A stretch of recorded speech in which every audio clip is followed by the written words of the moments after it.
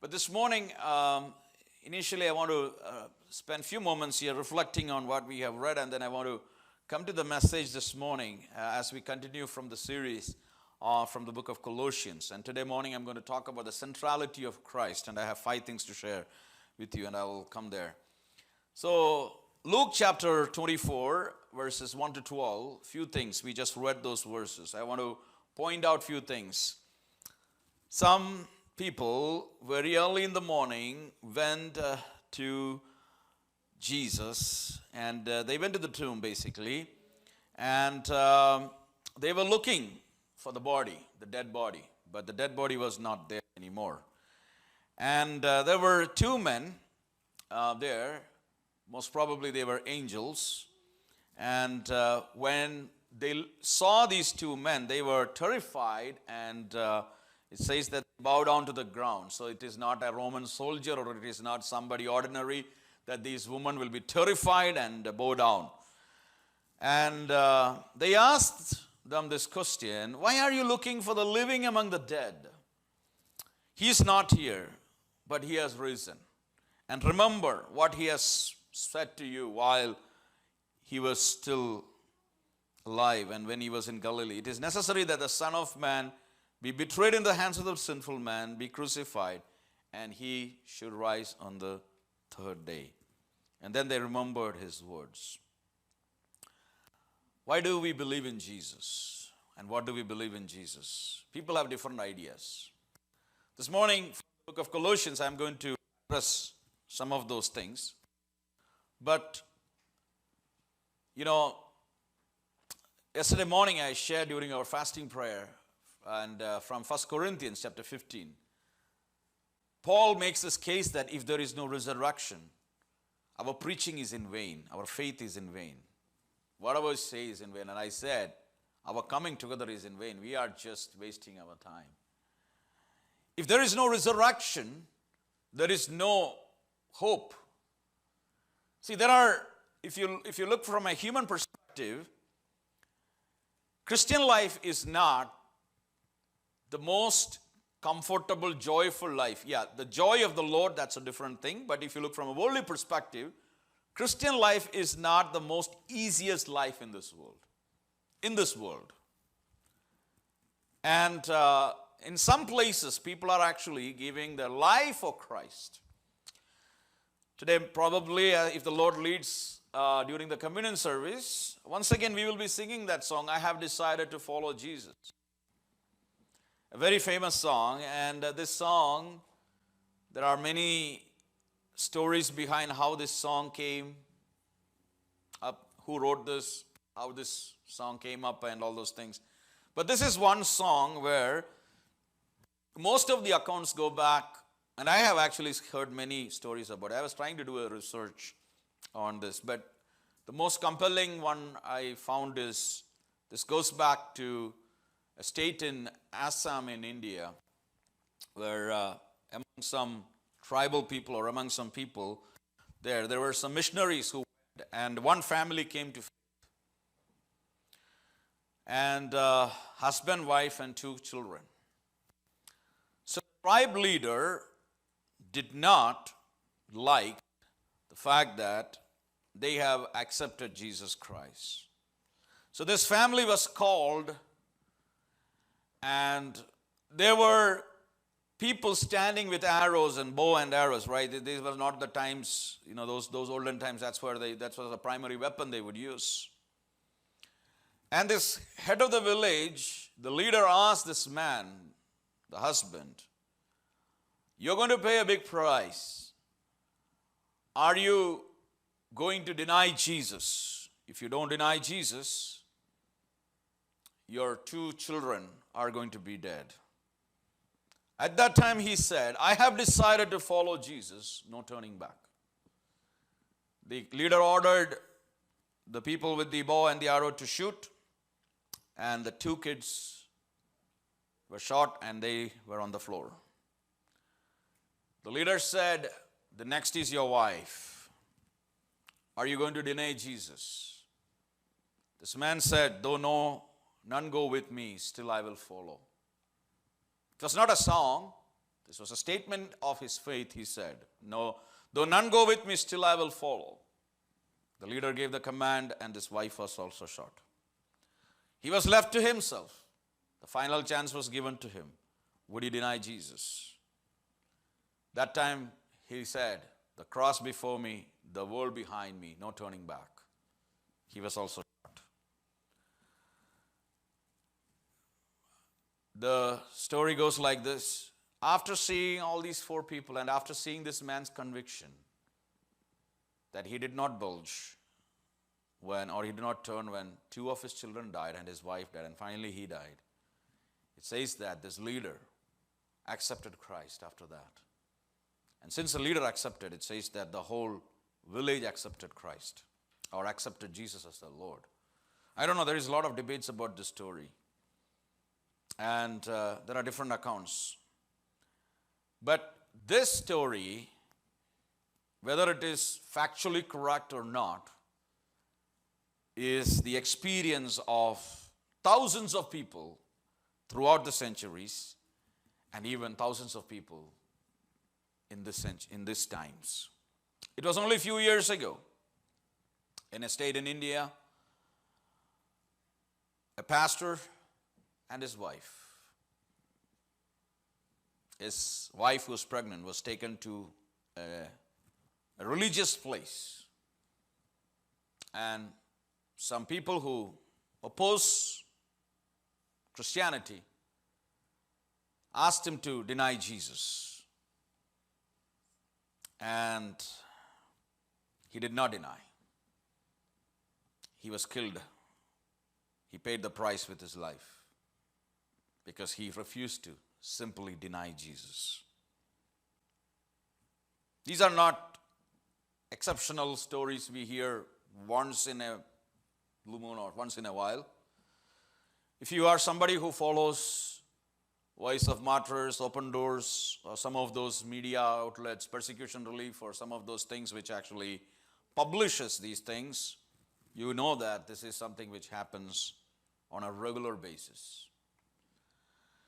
Now the question is, why would somebody be willing to die for someone who lived 2,000 years ago in Israel, in the Middle East? Leave alone that, why would these disciples, one after the other, would put their life at risk and will be willing to be martyred for Christ? Why would they do it? Why would they do it? The answer is very simple, that they were first-hand witnesses to what happened on that day. They have seen the risen Savior Jesus Christ. That's the reason when everyone thought the story of Jesus will be end, the religious leaders, the priests, they thought this revolutionary, maybe in their thought, they thought he was a revolutionary, had some ideas, strange ideas. There were many like that. And his story will be end. His disciples will be scattered. Everything will be over once he dies on the cross. But why is it that even though things were silent for 1 day or 2 days, the momentum started building up right on the first day of the week after he died? From that day, something amazing started happening. And why is it that for the last 2,000 plus years, leaders and rulers and everybody came up and they said, we are going to demolish, we are going to destroy. The church buildings have been destroyed, churches have been scattered. Some people said, we will destroy the Bible, and not even a single copy of the Bible will be left on the face of the earth. Bible continues to be the most widely published book in the world. And why is it that in places even like North Korea or places where there is no freedom, in every place there are still faithful followers of Jesus? When open churches are closed down, shut down by the governments, why is it that there are underground churches growing at a very rapid pace? It is because there is a reality, there is a truth behind it, that Jesus Christ not only died, he rose again from the dead on the third day. And he is not dead, he is alive. And he is alive and he is living today also. He is alive. And we all are witnesses of that. We have experienced Christ in our own life. How many of you are here this morning saying that I have experienced Jesus Christ personally in my life? Amen. This morning, let's turn attention to the book of Colossians, because today's portion, verse 15 to 23, is a beautiful and a good place. And I am so glad that it worked out so well that I got that portion on this day to speak. This portion talks about the centrality of Christ. How Christ is central to everything.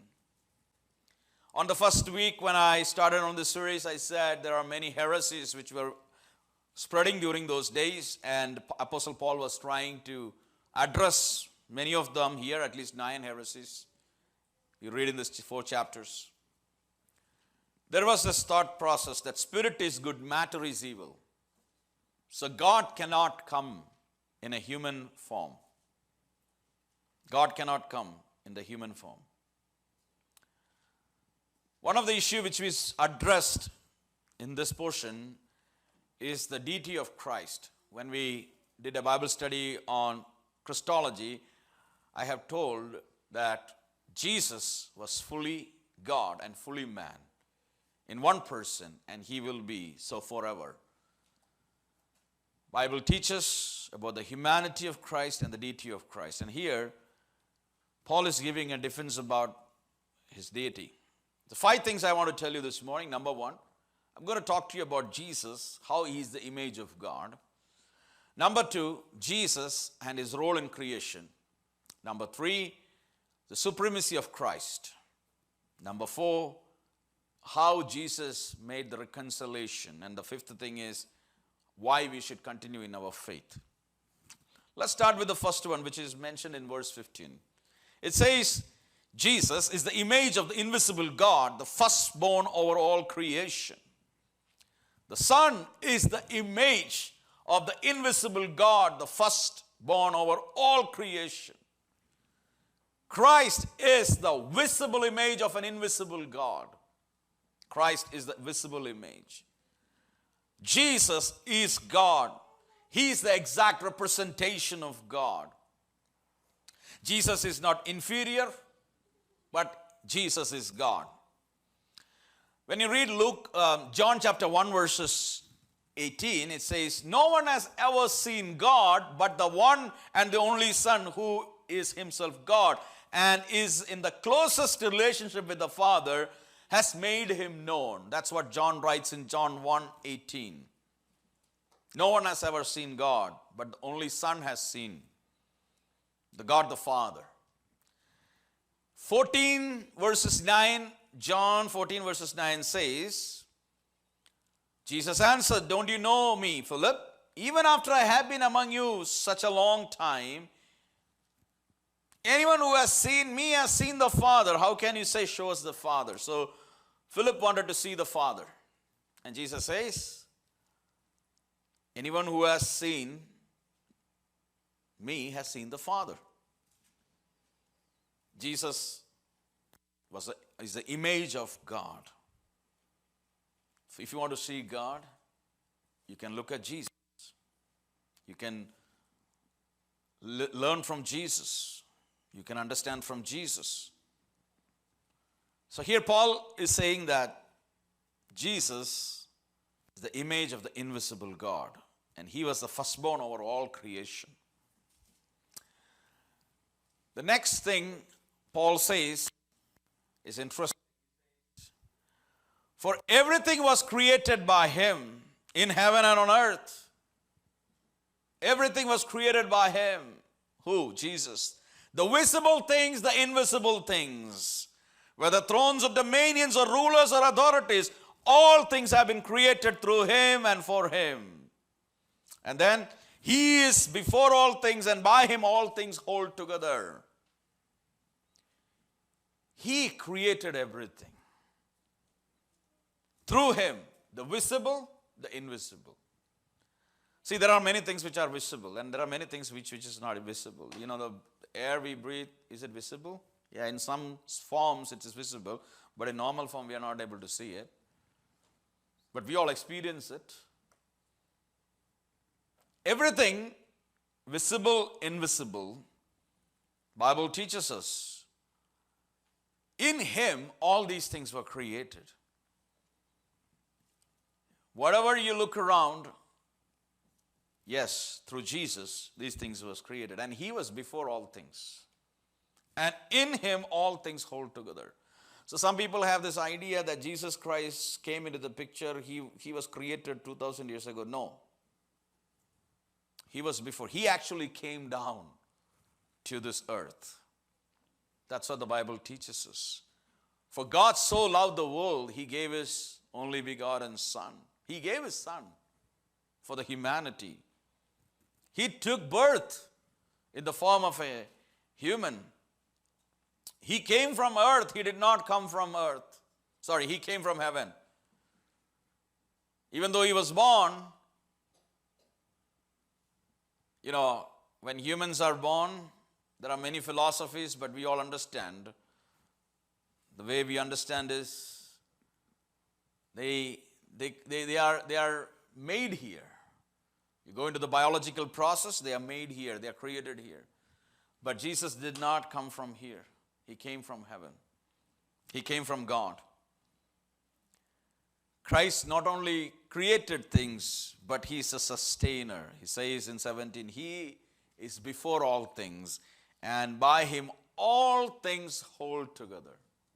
I don't know in which service was it or which meeting was it. I said, you know, look at our earth, how it is. You know, some time ago I was watching this videos on how people, you know, on the space shuttle and these things. I didn't know a lot about it, but after I saw a few things, I got fascinated, and I was seeing, and I was really fascinated by this spacewalks which they take. And I was watching one, and the earth is like, looks like a small soccer ball or like small thing, right? When we look at it, we feel everything is so big. We look at the buildings up and we say it's magnificent. Like, you know, like we look at like a 10-story building and we feel it's too big. But from up, the whole universe, you know, as you go far further, it looks very small. And I said one thing, right? Let's say the gravitational force is gone for a minute. Or just think for a minute that the earth goes out of its axis for a minute. What happens? If it goes too close to the sun, everything will be burned up. If it goes too far, it will be too cold. We'll all freeze. Like, depending on where it goes. So God not only created, he sustains. He sustains his creation. And sometimes it's very difficult for us to comprehend that God is sustaining this entire universe, the earth, everything. But let's make it very personal. You and me, we were sustained so far. It is the mercy and grace of God. You were sustained last week. It is the mercy of God. It is the mercy of God. The other day I don't know which meeting or where it was, but you know, something came into my mind. So I was remembering, I don't know why I was thinking about this. I don't know the context, I don't exactly remember, but I was remembered of something which happened. When I was a child, probably 8-9 years, I was very adventurous at that time. Way more adventurous than now. Yeah, it was around that age, 10, 11, 12, that age, I'm thinking, yes. So we were playing outside, and the place where I was living, there was this railway tracks, train tracks near that house. And there were some tracks where, they will come and park these, train. And then there will be the main one through which the trains run. So one day, me and one of my friends, we were playing, and we got, I don't know for what reason, we went over there. And nobody was there because it was a parked, it's a train and it's an engine and, I said, let's climb on top of it. And we climbed over it. And there was this electric line going, high voltage electric line. And I still remember I told this guy, hey, let's touch it and see. He said, no. I said, yeah, it may be risky to touch an electric line. What happens if there is electricity in there? And then there was this actual train going on the other side, and there is a train station very nearby. And this train was going on with some army personnel. Some of you who come from India, they know that there is always this trains running. I've watched a lot of, during those times, I have watched a lot of trains going by there. So there will be some trains, if you understand, they will be moving CRPF, army personnel from one place to the other. So some of them were in half uniforms, right? They were shouting, hey, get down, get down, get down. As they were going. So I said, there is this problem. There's high probability that they may go and report on the station that, these boys are on the top and somebody may come and scold us or catch us. So let's get down, better get down. So we got down from there and we went there. We spent some time and we didn't go too near. After many years, one day somebody was telling me that those electric lines have so much voltage of electricity in that you don't have to touch it. You just need to go near it. And I'm thinking that day that lines were turned off. Because if those lines were on, because these were all on the other side, if for some reason those lines were turned on, or while we were standing there, somebody was going to come and move the train or something might have happened, both of us would have burned same time. So I was thinking about some things and I thought, what would have happened if that would have happened that day? My history would have been over there. My life would have been over there. We had so many other narrow escapes in our own life. That is the story I just shared is one thing where I felt like I was very close. And there are many other incidents, accidents, but this is something which was very foolish, but not knowing. But the day I remembered this, I was saying to the Lord, Lord, thank you for sustaining and thank you. And I realized that you have purpose. You had a plan. That's why you did not allow me to touch it, neither the electric line to have electricity probably, because what I heard is if you even go near, it will just catch you, or so high voltage. I said to the Lord, it is because of your grace. This morning, I know somebody here, once a bullet went this close, the person did not realize it. The shirt was torn. There was a slight scratch.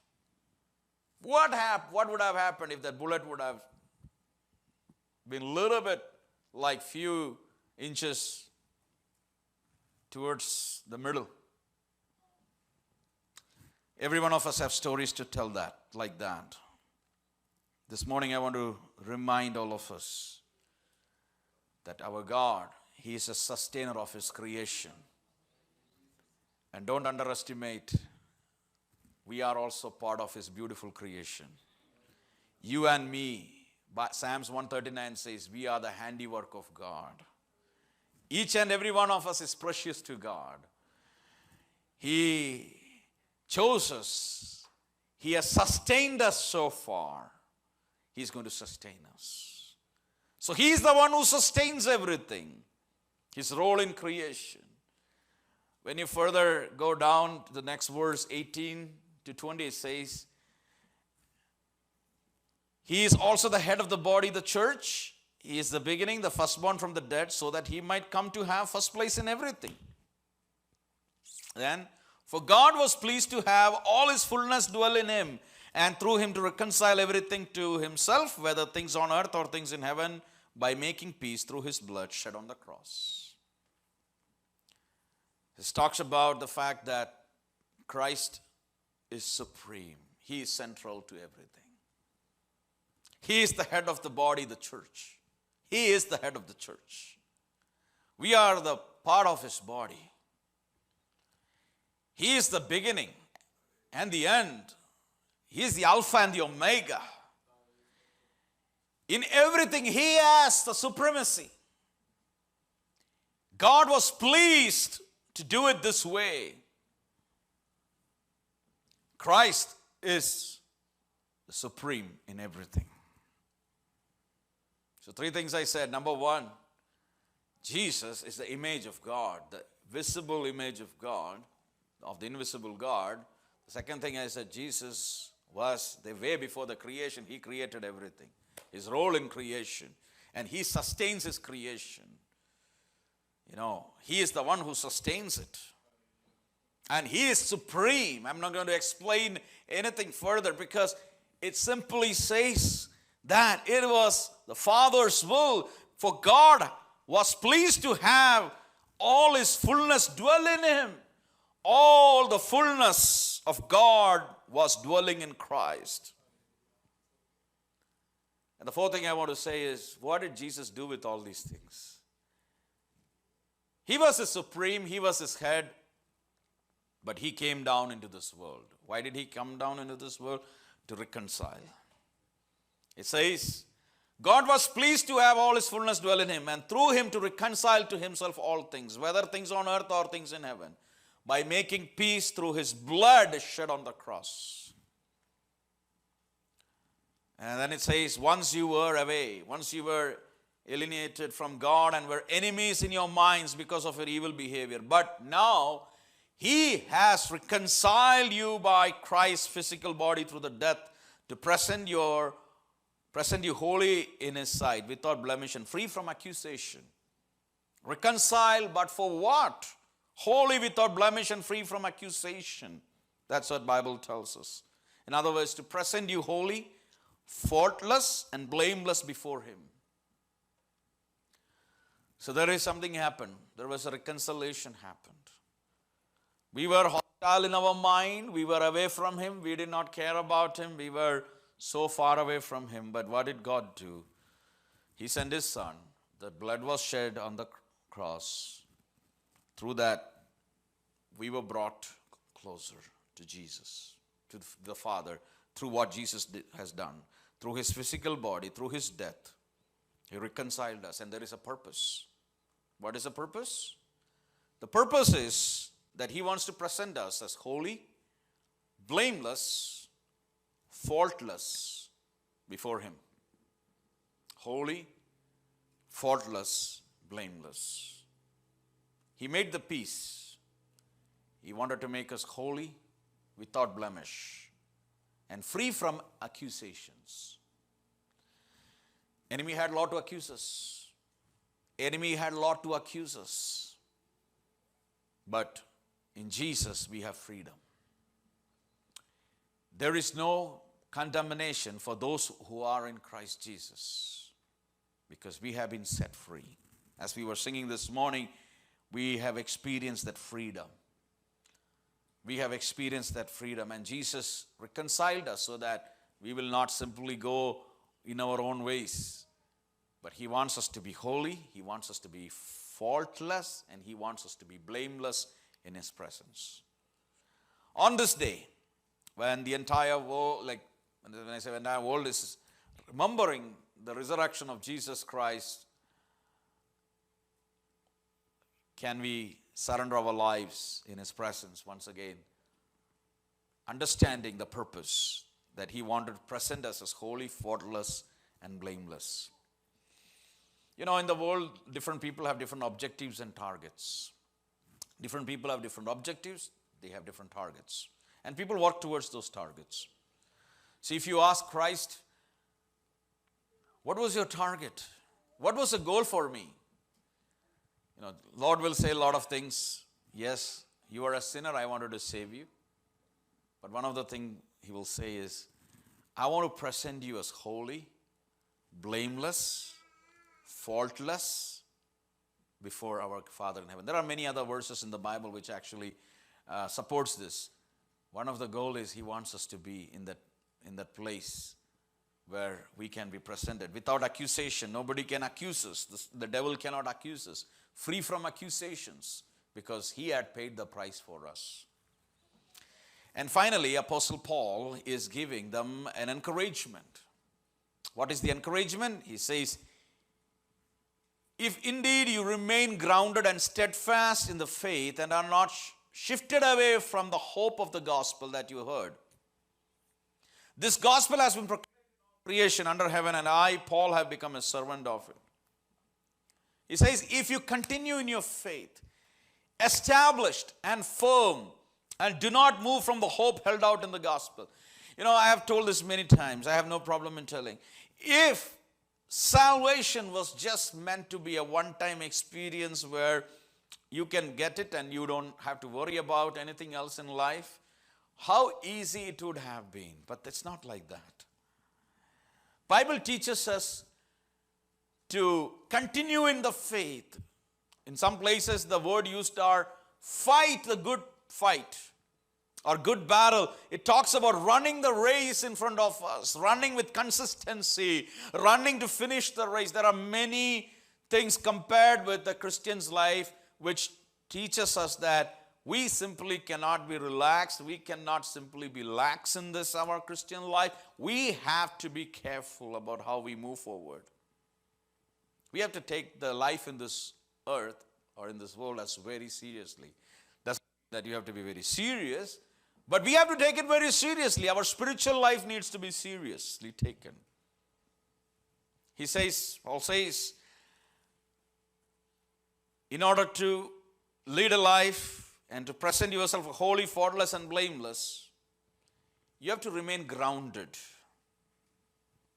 steadfast in the faith, and should not be shifted away from the hope. You have to continue in your faith. You have to be established and firm.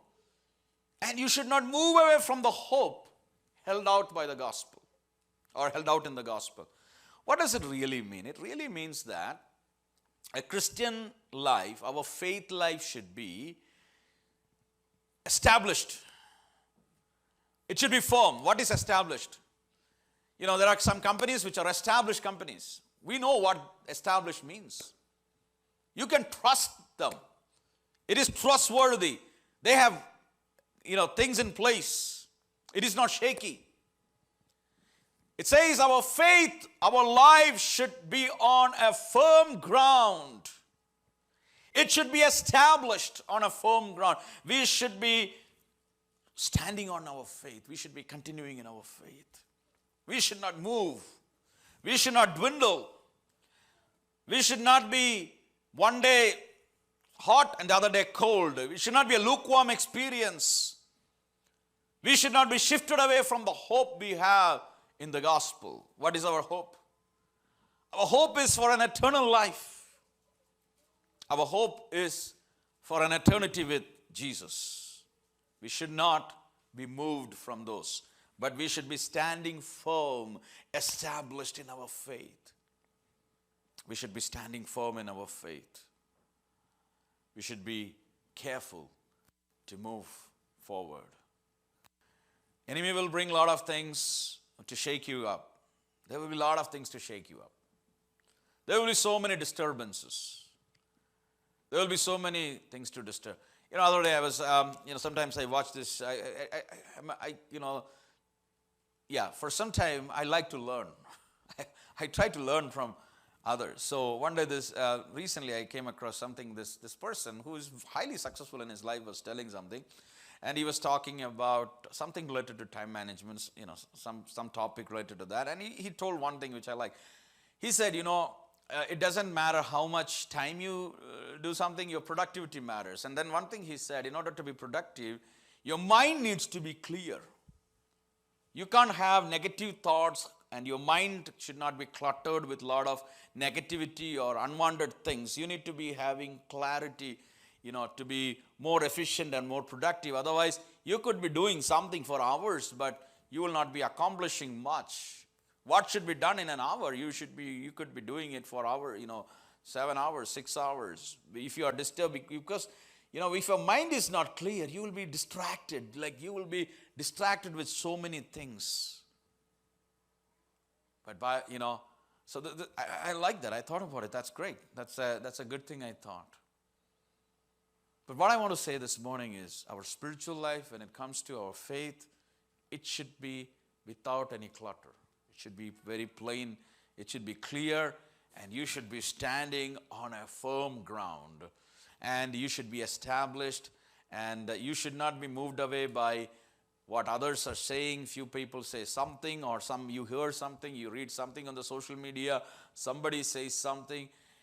You should not be moved. I'm not telling that we humans are emotional, right? We are emotional beings. We are emotional beings. We will show our emotions. And sometimes we react. Sometimes we react.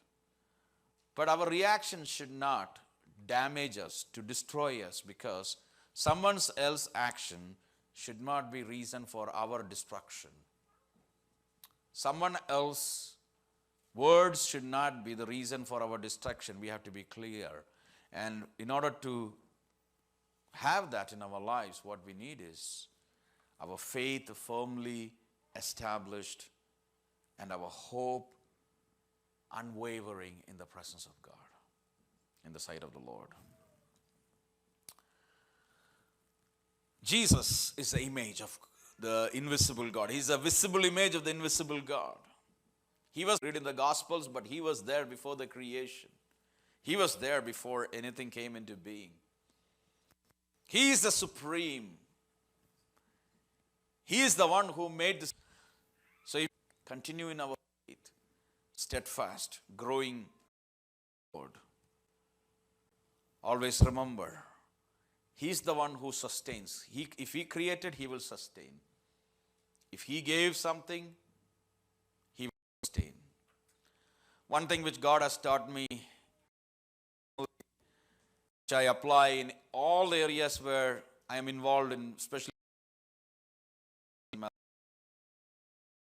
God is the one who is behind something. He is the one who has to sustain it. We can only be faithful servants. And Paul says in Corinthians that, to the church that, somebody planted, somebody watered, but ultimately it's the Lord who gives the growth. It's the Lord who gives the growth. So what can we do? We can be faithful. We're supposed to do. We can work hard. We can do a little bit more. We can do a lot of things. But ultimately it's the Lord. Ultimately it's the Lord. So if the Lord has started something, of faith, this view in your mind about who Jesus Christ is really, and worship and to serve Him our entire life.